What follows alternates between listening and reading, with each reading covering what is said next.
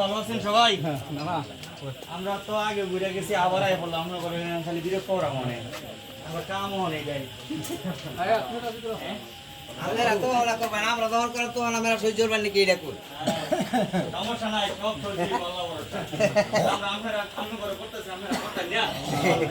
কপালে কিছু রাখে এই সহ্য না হরতালে আল্লাহর সাথে নির্বাচন কে এই যাই হ্যাঁ